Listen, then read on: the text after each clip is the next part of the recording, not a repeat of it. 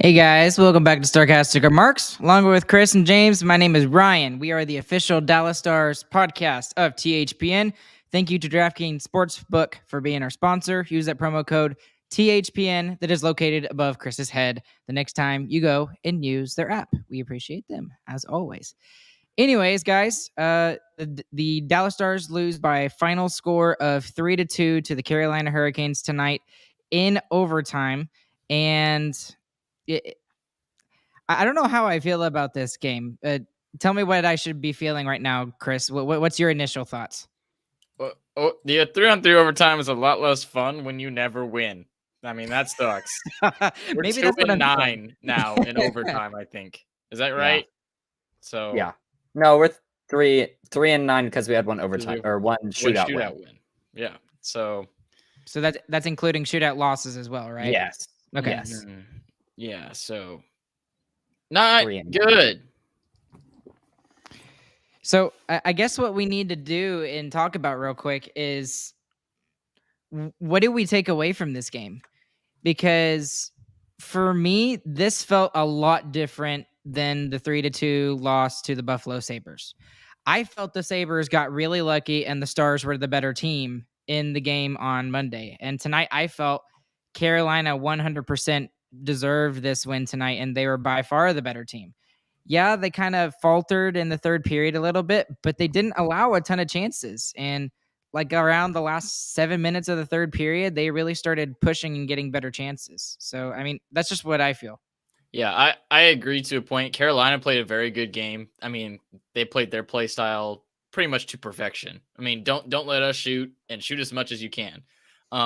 That being said, the Stars didn't have their best stuff, especially offensively. You could tell that. But the defensive game from the Stars was still very good. I mean, the shot blocking that we had, we clogged up the center of the ice. They had almost no chances from the slot. They were all out from the edge. So with the Stars just not on their game, I'm kind of not super upset at the way we played the game tonight. I mean, really good defending. Of course, we want more offense. You're just not going to have that every night, is what I'm saying. So need more offense. We just didn't have our stuff tonight. We'll have it next game. What do you think, James? I side with Chris mostly that it was a really good overall defensive game and that we didn't have offense.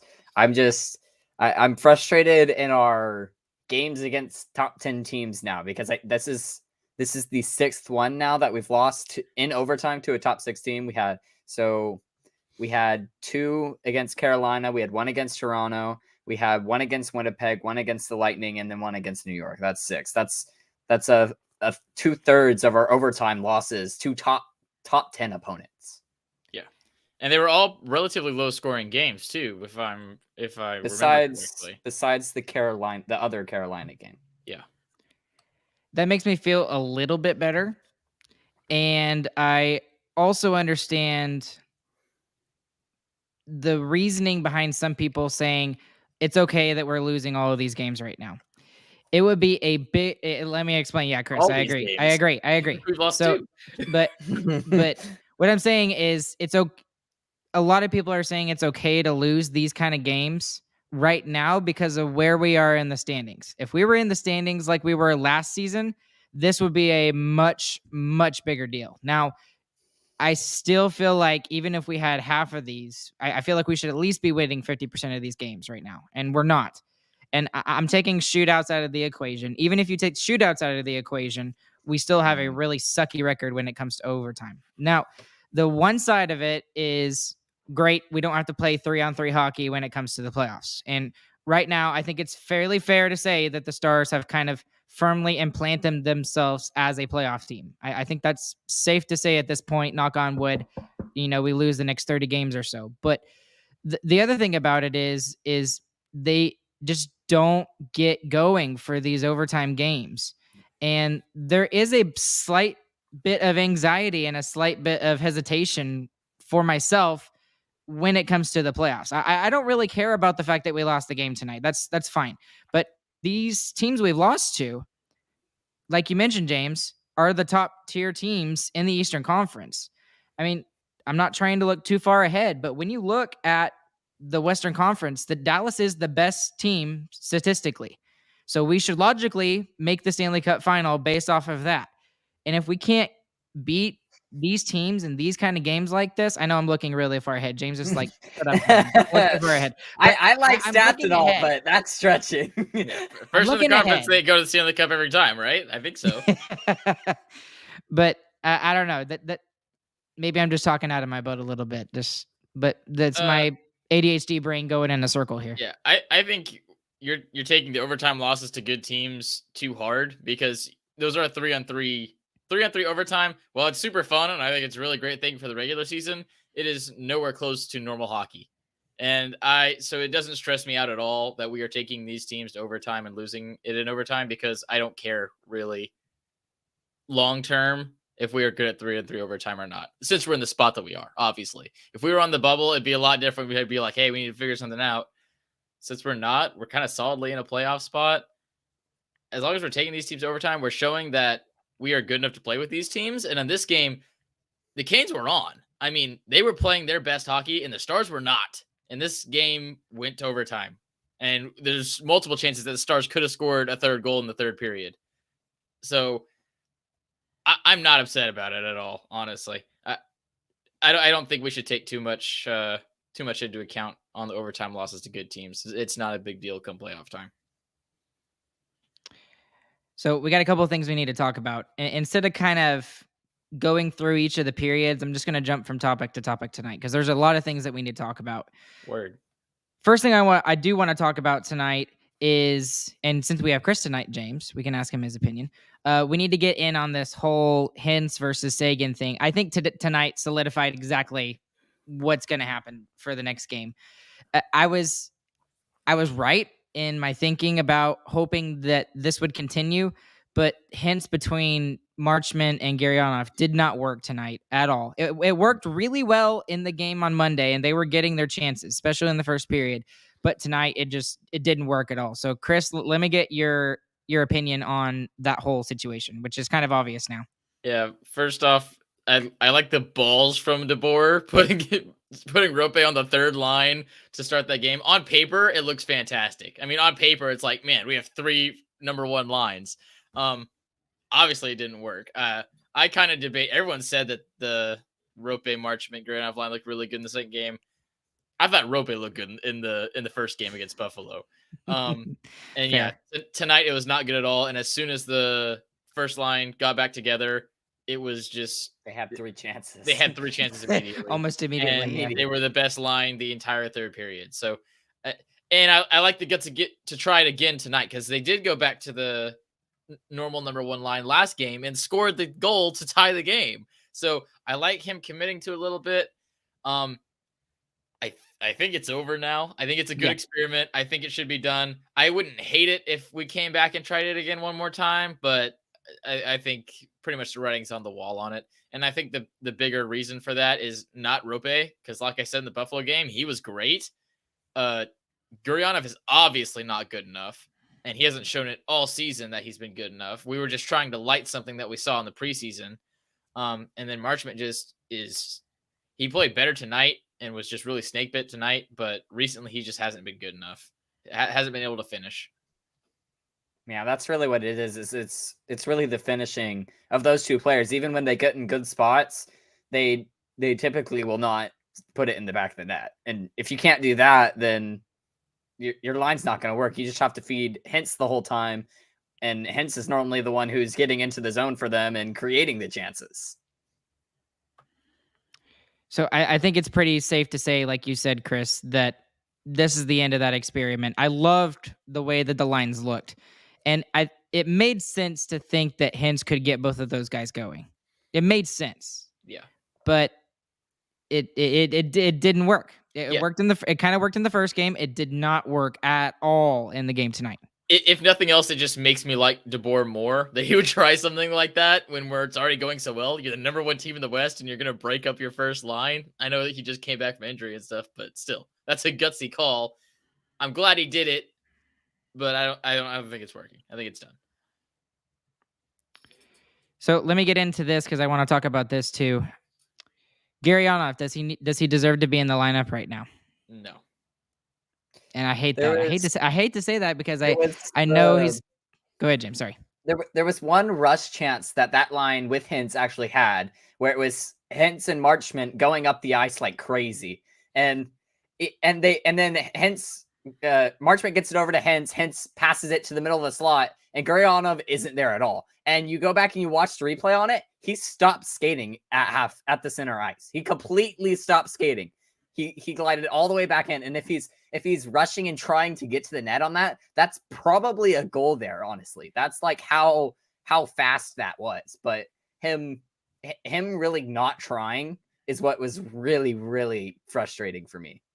Yeah, and that's not even to mention his puck battles. I mean, there were several puck battles that he was in, and it feels like those never go his way. So I just think he needs to change the scenery, in my opinion. He could be great somewhere else. I think we just have another Nichushkin on our hands, and we just got to hopefully we can move him at the deadline if we get something back. But more than likely, he's just going to be our fourth line guy for us for the rest of the season. Then we'll part ways.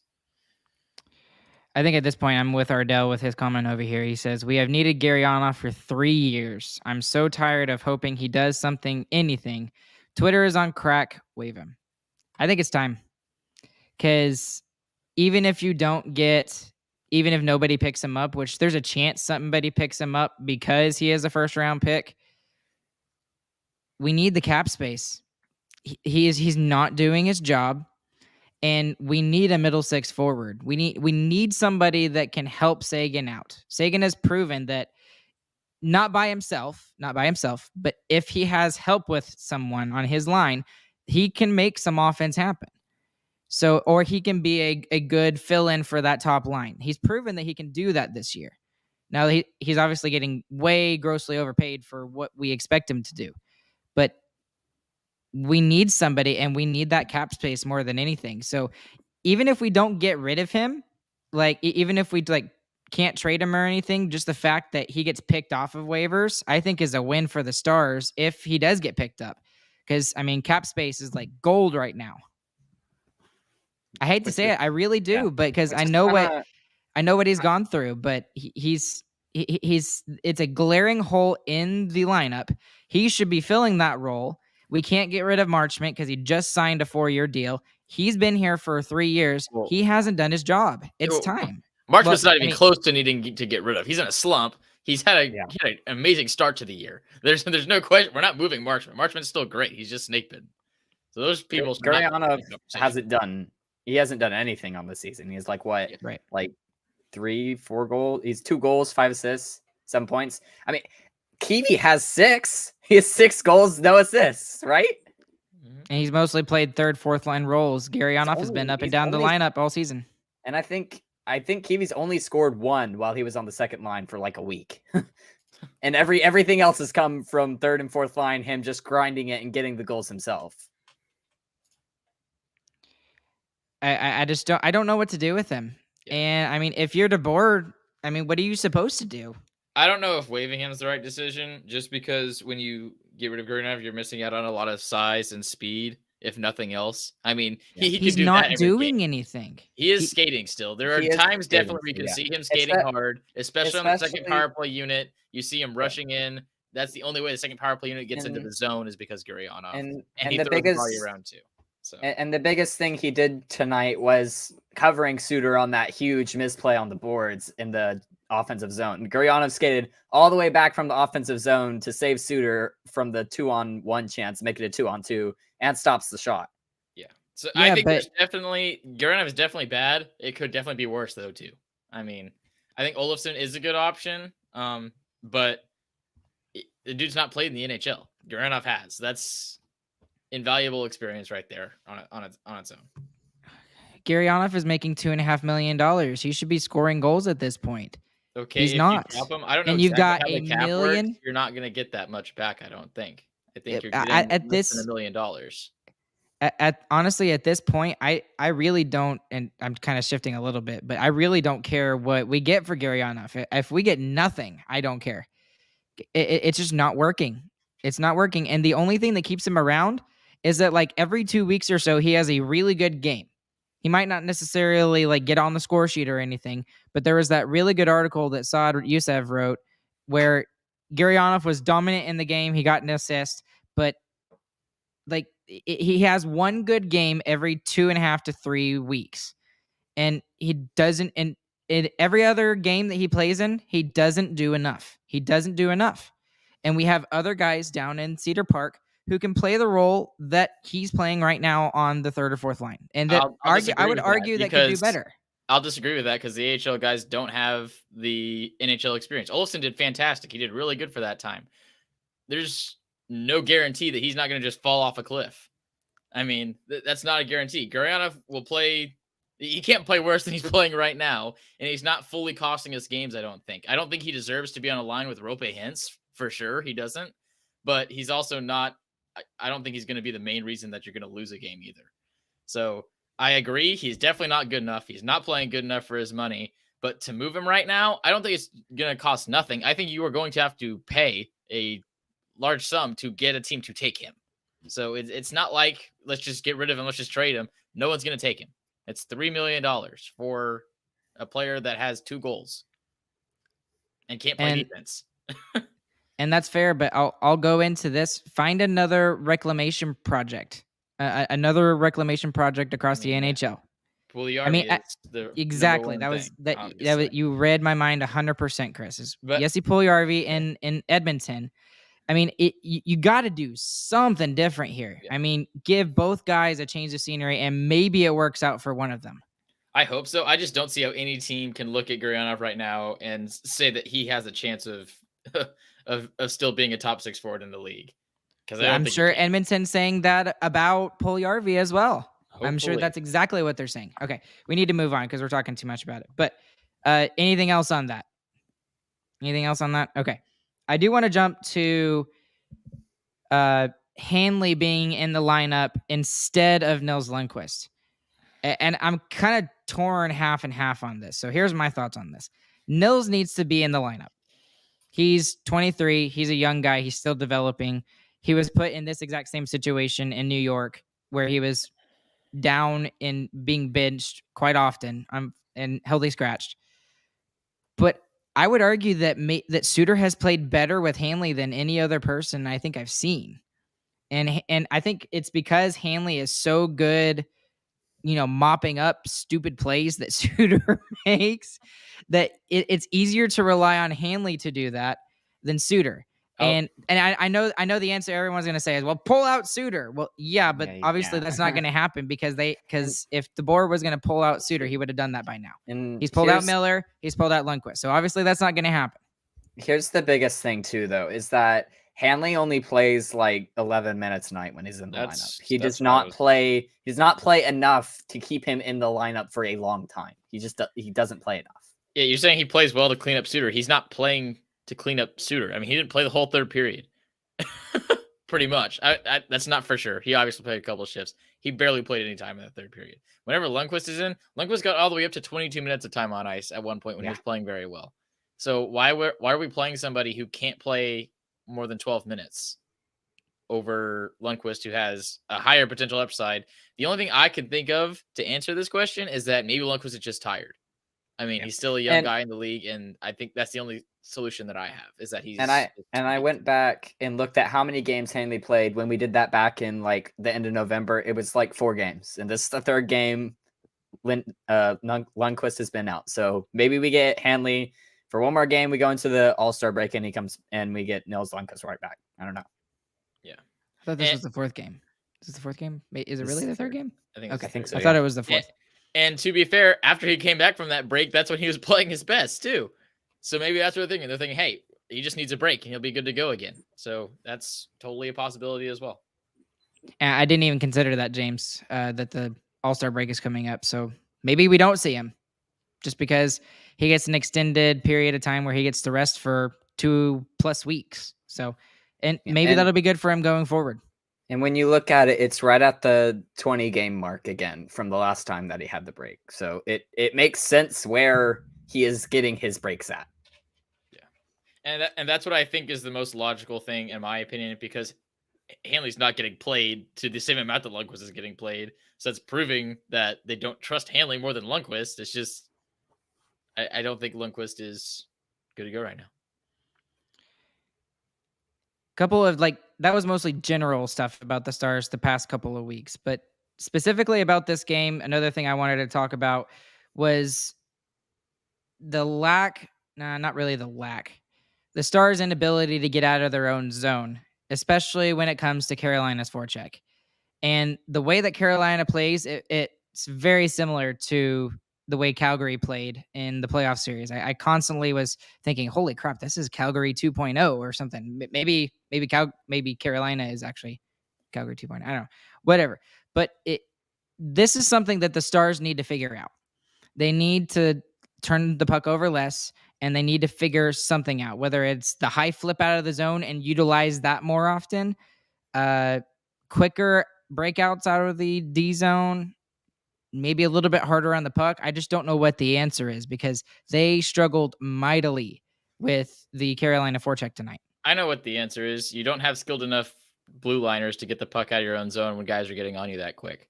And that's really what it is. And there's where Lundqvist probably would have been nice tonight. Yes. Yeah. So the guys who are getting caught are not good with their hands. You got Hakanpää. I mean, he's a great defenseman. I wouldn't say he's a puck mover. Suter is slow as all get out. Even Lindell, I wouldn't say he's the best puck mover. I think he's smart with where he puts the puck, but he doesn't do it quick. So, yeah, the big thing I think there is that we don't have skilled players on our back end. So whenever they are attacking our defensemen in our own zone as hard as the Canes were tonight, and they did it really well for, I would say, 2 periods. The third period, we were really getting out of our zone clean and flying through the neutral zone. Then they're going to be on us. But that's the thing, is to beat the Stars, you're going to have to do that for 60 minutes. And they didn't do it. We should have won the game in the end of the third period. James, any thoughts on that? Yeah, I was just going to point out how a lot of that comes from Carolina's defensemen and how offensive they are and their threat that they pose. Their defensemen are probably some of the best in the league. And when they're playing a strong forecheck like that, I mean, your defensemen are going to get the puck normally at the point right after they work for that puck, and they can put it in dangerous places really quickly. Yeah, probably the polar opposite of the Stars. They have some of the most skilled defensemen in the league. So we have one really good guy, and I'd say they have 3 to 4 really good puck movers on their blue line. And they were also missing their best defenseman tonight, and Jacob Slavin. Slavin wasn't in the lineup tonight. He's one of the most underrated defensemen in the NHL. Yeah. And when he's in there, he can do everything. Yeah. So that was one thing I wanted to talk about. I do want to talk about the penalty kill and the power play for a second. Penalty kill was pretty good tonight. It was actually excellent tonight, like it normally always is. But the power play, and it was interesting. I was listening to a Hockey Guy video earlier today, and it was the preview video, and he was talking about, the Stars are top 10 in power play, but it's never consistent. It's always feast or famine, in the words of Mr. Razor. And tonight, it was just complete famine. I mean, they couldn't even get set up in their own zone, in the offensive zone at all, period. Like, they had no shots at all. I think they might have had one during the power plays they had tonight. Neither team had a shot on the power play. Okay, that's what I thought, but I wasn't positive. I think another issue is with why that happens is because the Stars never go on the power play. And again, tonight, it's just baffling how we don't get on the power play. I mean, the trip on Kiviranta behind the net, the high stick to Heiskanen at the end of they just refused to blow the whistle. They saw both of those plain view too, and they just didn't call them. That wasn't like they didn't see them. The puck was there. They were staring right at the play. They watched it happen, and they didn't call it.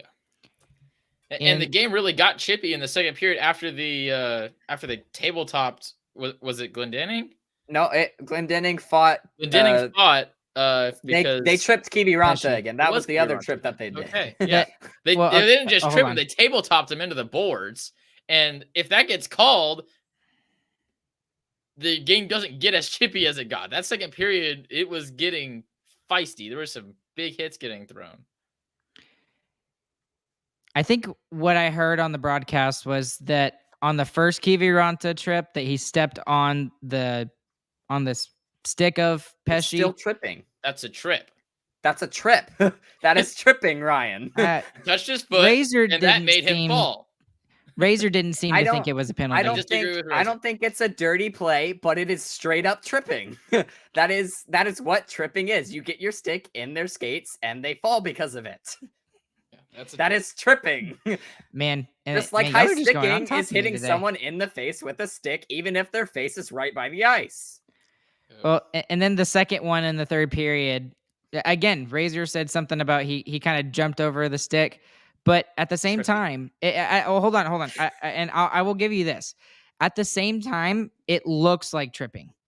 And most teams, I feel like, would get the benefit of the doubt, and that would be whistled and blown down. And here's a power play for you. Not like it would have done the Stars any good tonight because their power play sucked. But still, the fact that, I don't know.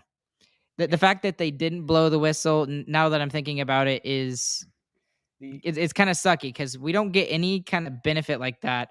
And then the same thing with the Miro Heiskanen thing. I think Miro tried to sell it a little bit, but again, hold on. As soon as he realized the puck was going up the ice, he was immediately fine. So he was obviously okay. But there was the obvious, like, he got high sticked in the face. He obviously got high sticked in the face, and he tried to sell it, and the refs just didn't buy it at all. He's not trying to sell anything. What is your reaction going to be if you get a stick in your face? You're just going to be like, "Oh wow, you hit me in the face." No, you're going to try to sell it. You're going to he's not trying to sell it. He's trying to keep it from going into his eyes. That's a normal, like, human reaction. If something hits you in the face, even if it doesn't hurt, you flinch. Not because it hurts, but because you don't want to hit you in the face more. Yeah. The other penalty. How dare you? The other penalty. Miro Heiskanen like that. The other penalty that I was frustrated at tonight was when we got on the power play. The second power play that we got, they hit Pavelski trying to go into the zone on the blue line in one of our entries, and then when we were in the zone, the same dude dumped him again because they didn't call the first one. Yeah, I'll just do it again. Those are two obvious interference calls. They didn't call either of them. Yeah, maybe I'm just being.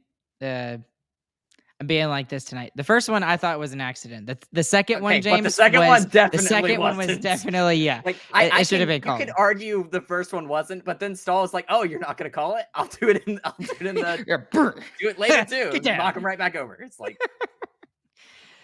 oh man. Well, let's just talk about the goals real quick. First goal for Dallas, or actually, well, it was Aho. Miro turned the puck over in the offensive zone when he was trying to enter the zone on the power play. Sebastian Aho, one of the best goal scorers in the league, gets it. He scores shorthanded on the breakaway. Johnston was probably one of the best Dallas Stars tonight overall. It's awesome. He scored it to tie it, and that came out of nowhere because the Stars were getting completely outplayed in the first period at that point. And then Robertson scored in the first period as well. And it was just all they did is they just threw it at the net and a little bit of luck. And Robertson with not a little bit of luck with holy crap. How did he get that? I don't know how he did. Man. Yeah. He banks it right off the goaltender.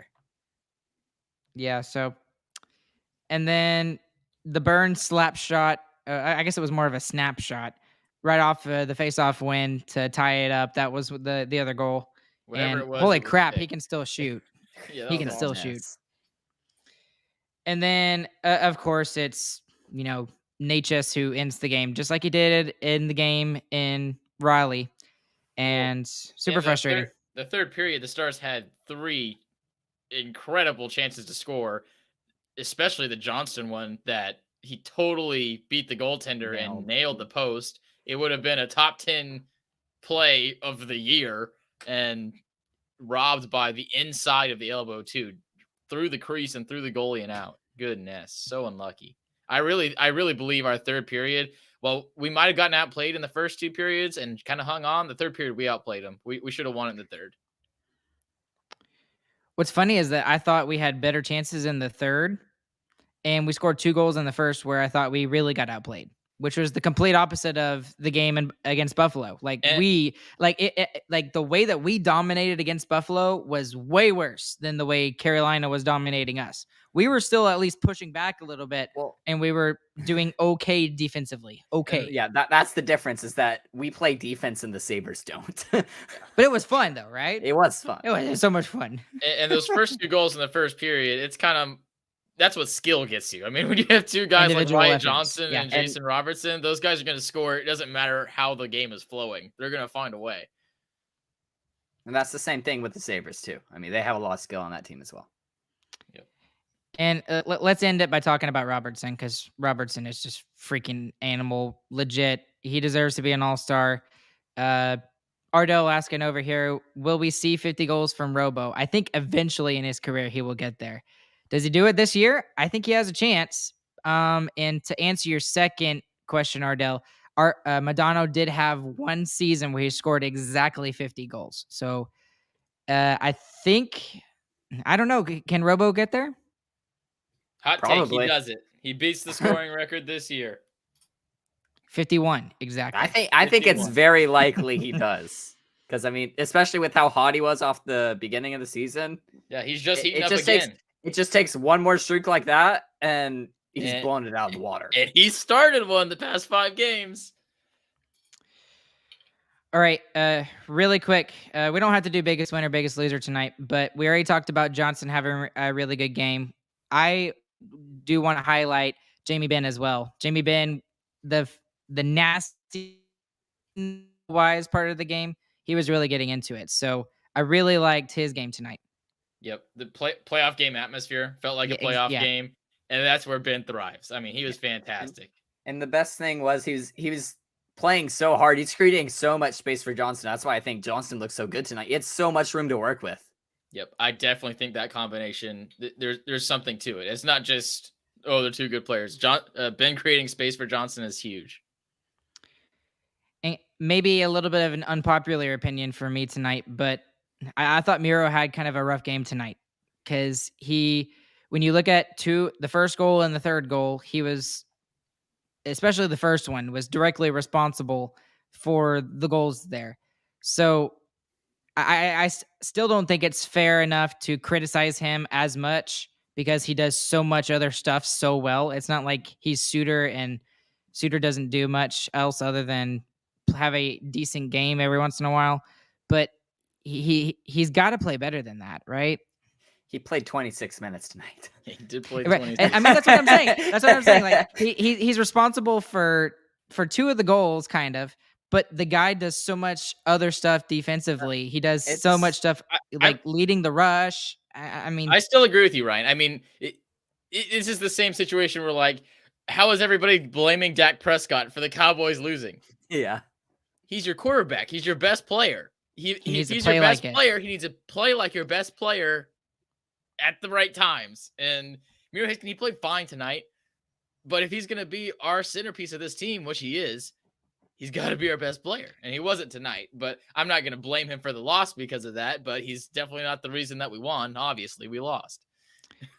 If Robertson is the face of the franchise, Miro Heiskanen is 100% the next captain of this team once Jamie Benn retires. I have no doubt in my mind. I've said that before, and I'll continue to say it for years until it actually happens. So, okay, I think we had a good discussion tonight, kind of a little bit different way that we did it. But anyways, I guess I do need to mention this, but we were going to do an episode last night, and then literally at the last second, I had to reschedule. So we'll be doing it tomorrow night. There's probably going to be a couple of different things we talk about, since we talked about so much of the stuff here tonight. But we will be with you guys tomorrow night. I don't know, guys. What? 10? 9:30? Sure. Something like that? At night. Somewhere around there. Yeah, sometime around there. And we'll talk about some NHL stuff, because we need to talk about Bruce Boudreau a little bit and the tire fire that is Vancouver right now. So we'll talk about that a little bit, and some other star stuff as well, because there's some prospect stuff, and there's a lot of things that we need to talk about other than just the team in general and the players on the ice. So, okay, anything else, guys? Oh, I think we're one more thing. 2 losses in a row. We haven't lost 3 yet. It's in jeopardy against a very good New Jersey team. Only 2 losses on the road. And it's a New Jersey team that's coming into Dallas 18-2-2 on the road. Holy crap. And yet they suck at home. So it is what it is. But anyways, we appreciate you guys listening. Along with Chris and James, my name is Ryan.